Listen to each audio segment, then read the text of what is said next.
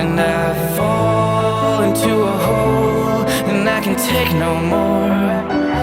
And I fall into a hole, and I can take no more.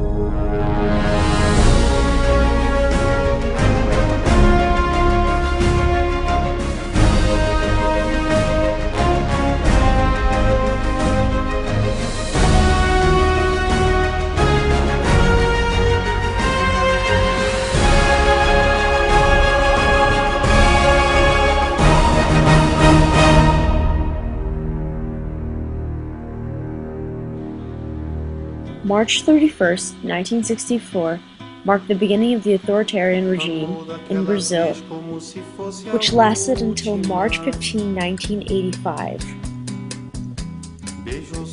Being myself of Brazilian descent, I decided to look deeper into this period of military rule.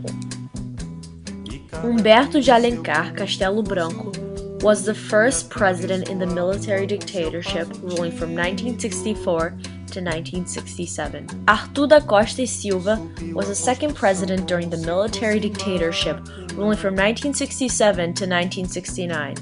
Emílio Garrastazu Médici was the third president during the dictatorship ruling from 1969 to 1974. Ernesto Geisel was the fourth president of this dictatorship from 1974 to 1979.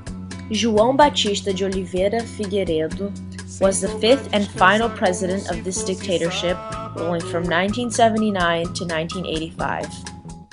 I also interviewed my grandmother, who lived throughout this period, and found a great amount of information about the protests and other things that occurred throughout this period. Who was the president when you were born? And through your life, which presidents do you mostly remember? Why? Eu lembro mais, falando assim, de como presidente, eu me lembro mais do Figueiredo. Falou muita besteira. Ele chegou até a falar uma besteira tão grande. É verdade, não é mentira não.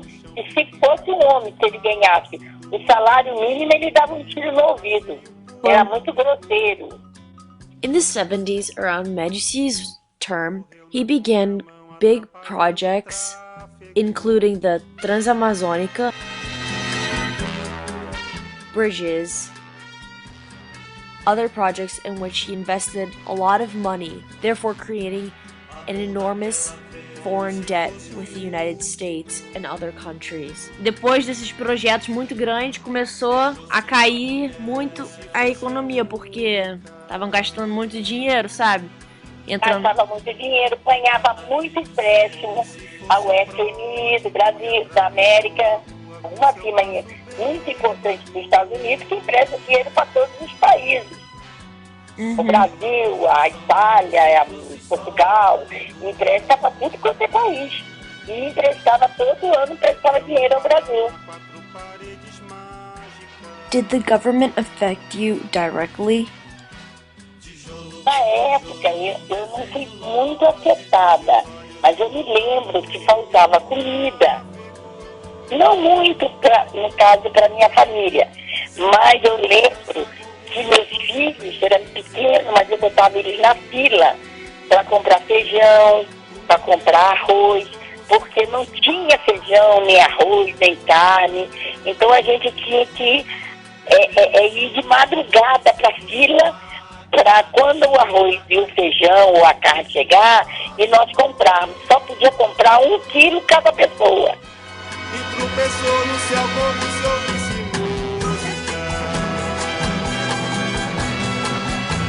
E flutuou no ar como se fosse... Do you think your life would be different if the military still controlled Brazil?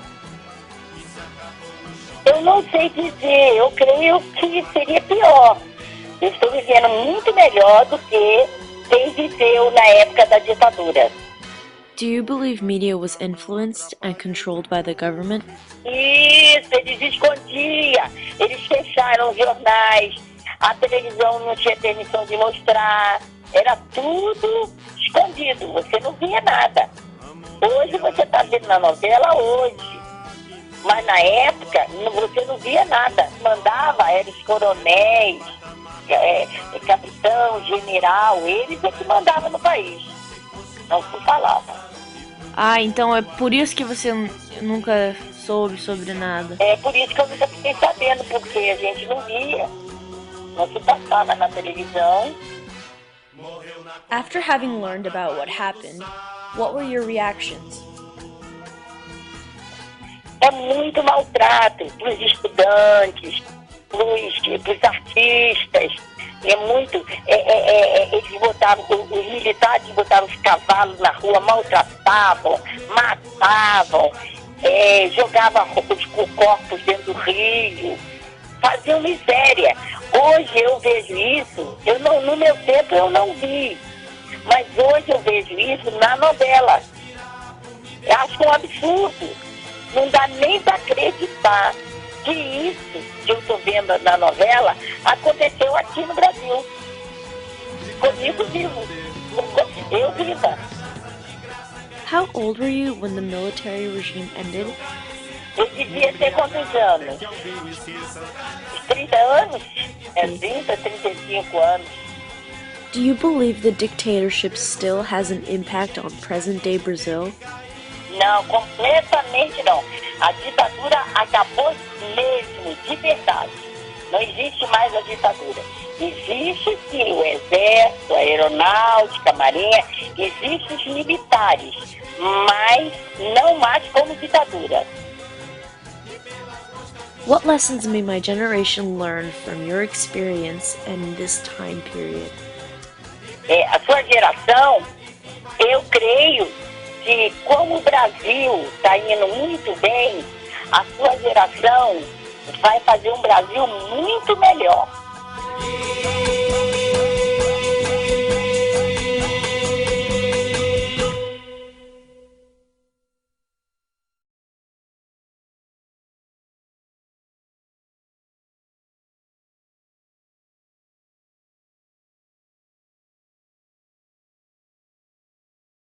Eu tinha 17 anos e fui sequestrado com meu pai, mais ou menos em torno de meia-noite, 1h da manhã, eu fui posto em liberdade. Se não antes, talvez por uma concessão do regime militar, deixaram eu me despedir do meu pai na cela vizinha. Eu dei um forte abraço nele, que achava que era o último abraço que eu tinha dado ao meu pai. Chegando em casa, altas horas da madrugada, minha casa toda ocupada, sitiada por vários elementos, certamente da Polícia Federal, ou do Exército, ou da Marinha, ou da Aeronáutica, homens fortemente armados com pistolas. Meus irmãos, cada um num quarto, na sala, cada um sentado, minha mãe no quarto, sendo assediada, inclusive sexualmente, por militares à paisana, que deveriam defender nossa pátria, no entanto.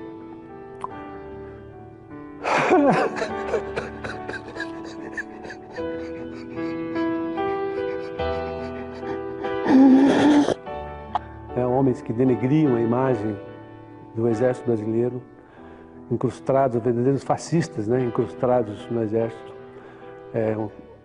Enfim, depois de 32 dias de comunicabilidade, eu já dando meu pai como morto, recebemos uma notícia que ele estava a poucas quadras de casa, no quartel-general da Polícia Militar do Paraná.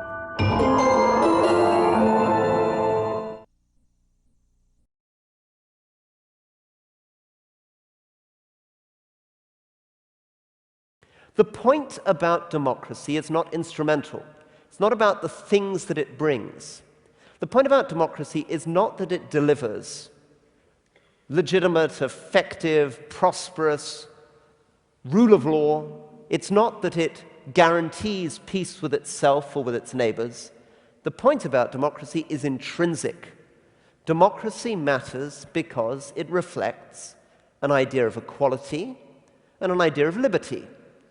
Reflects an idea of dignity, the dignity of the individual.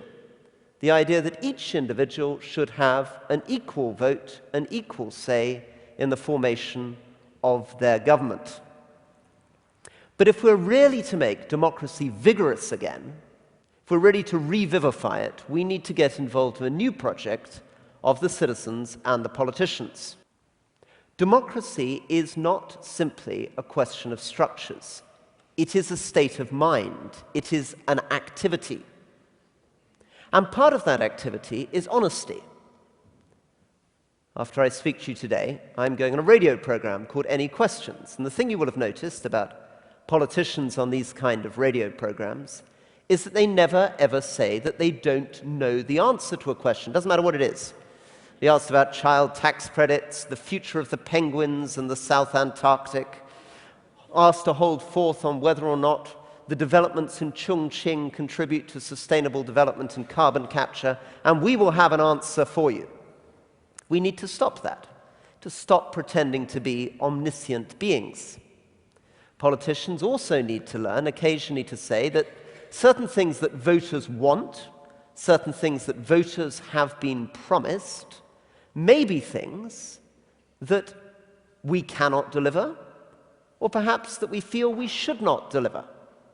And the second thing we should do is understand the genius of our societies. Our societies have never been so educated, have never been so energized, have never been so healthy, have never known so much, cared so much, or wanted to do so much. And it is a genius of the local.